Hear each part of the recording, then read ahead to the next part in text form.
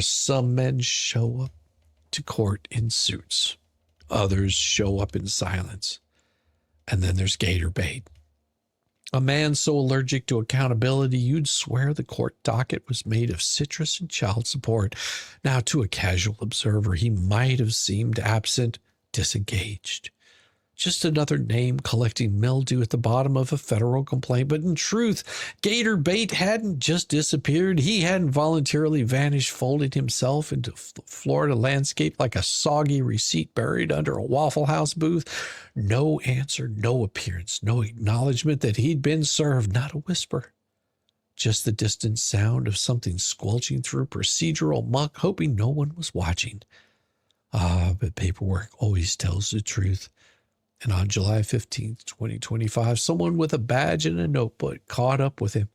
A process server, doing what process servers do, documented the whole moment that gator bait was handed reality in a manila envelope. No magic, no mystery, no drone drops, mailbox voodoo, or oops, wrong trailer, just a clean hand-to-hand transfer of consequences.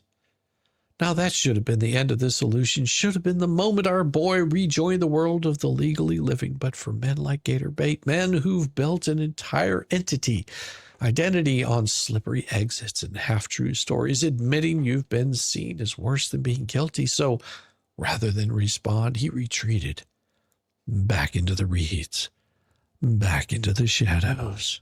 The tall tales spun in group chats and voicemails, and from where he waited, stubborn, silent, and praying that maybe, just maybe, the court would move on without him. Well, it didn't, because the docket kept marching forward. Plaintiffs filed, others responded. The judicial machinery whirred and clicked towards motion deadlines and status updates. And gator bait, still nothing.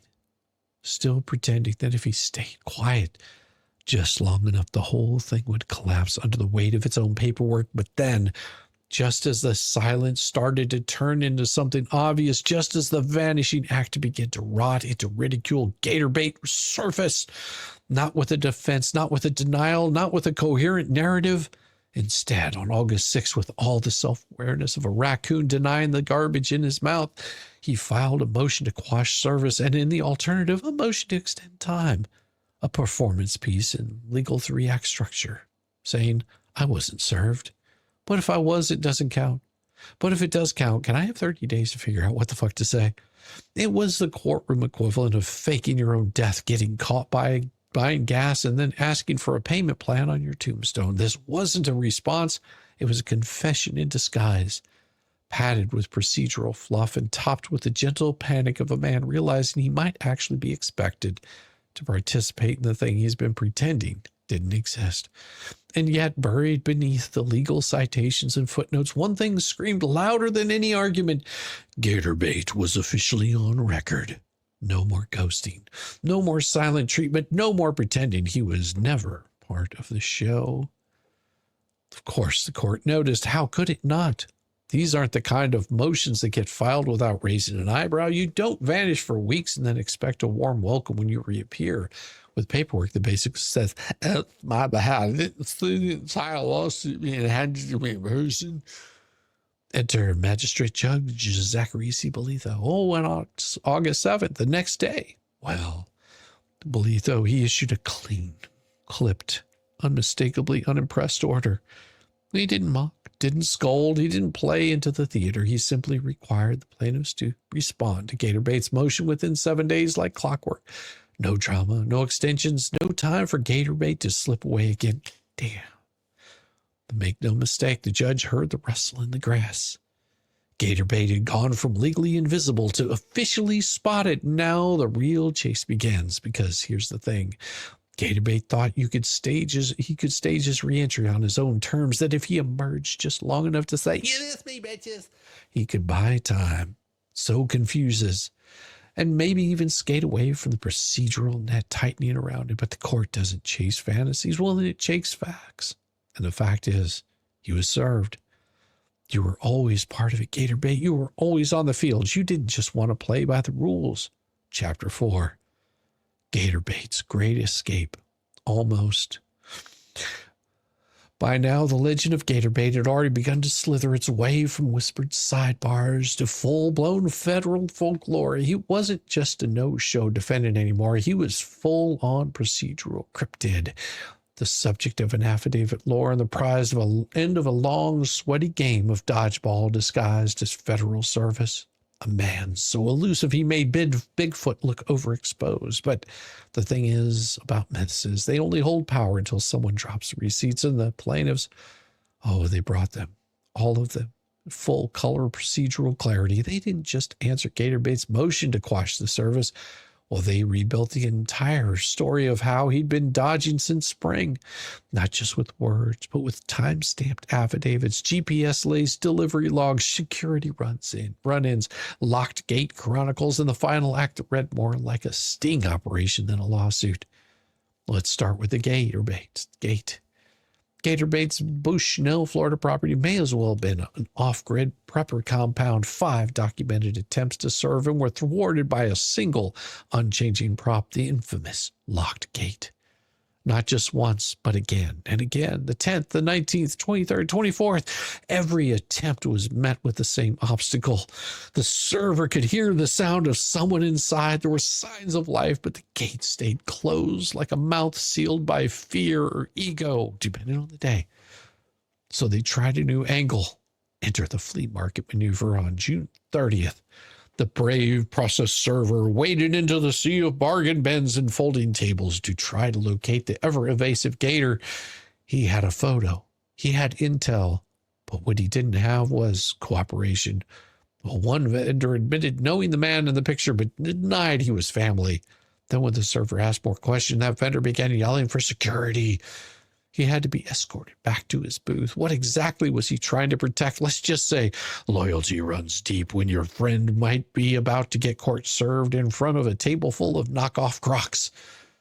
Just when the trail felt like it was going cold, plaintiffs laid out the July 15th takedown in all its glorious swamp-soaked detail.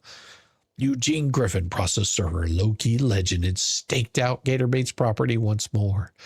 This time he played it smart. He contacted Sumter County Sheriff's Department in advance to let them know he'll be in the area. Standard protocol, respectful, but also strategic. Because you see, Gatorbait's wife happens to work for that very Sheriff's Department. When Griffin told him that he'd be off the job at 6 p.m., that hour was marked. Exactly 6:01, Gatorbait emerged from the property. That was the moment he made his biggest mistake. He assumed the man watching him had gone home. He eased out of the compound with the same smug confidence of a man who thinks the cameras are off, the coast is clear, and the drama has passed. What he didn't realize was that he was already the star of the show, and this was the final scene. Griffin wasn't just a process server. By that point, he was a one-man surveillance unit with the impatience of a sniper and the tenacity of a repo man working on a commission. He'd been tracking Gatorbait for weeks, running service attempts like field ops, logging timestamps like a spy in a hostile zone. And on that day, he wasn't just running errands, he was springing a trap. Second Gatorbait pulled out of the gate. Griffin fired up the engine. No blaring sirens, no dramatic fishtail, just cold pursuit. The legal kind. The kind where the only thing in the glove box is a summons, and the only objective is eye contact and delivery. Griffin closed the distance like a hawk zoning in. He pulled up along beside him and waved the documents out the window. The words weren't needed. The face said everything. You've been served. That's when it happened. Gatorbait floored it. What followed wasn't a Hollywood chase. It was a high octane. It wasn't slick. It was better. It was pitiful. Slow motion ballet of shame and denial. A sweaty 4-cylinder escape, that attempt that would have made Nicolas Cage blush. He dodged, ducked, turned corners like a minivan in a cul-de-sac horror film. All while Griffith stayed steady, flashing his headlights, calling out, waving the papers with desperation of a man trying to serve both justice and common sense to someone who lacked both. Then came the curb. Oh, at some point during the chase, Gatorbait, a maneuver so textbook Florida, it could have been qualified for state funding, mounted the damn curb like a horny dog, drove up on the sidewalk to avoid being served, not metaphorically, literally, 4 tires and all. That wasn't just evasion, that was confession by rubber. That was a man declaring in automotive Morse code, I know what this is and I want no part of it. Eventually, like all things that run on denial and cheap gas, it ended. Gator bait vanished into the thicket of side roads. Griffin, undeterred, returned to the scene of the stunt, left the documents on the gate. And wouldn't you know it, shortly after, Gator bait's daughter came out, confirmed her age at residence, and took the documents inside. Done. Game over. Papers served.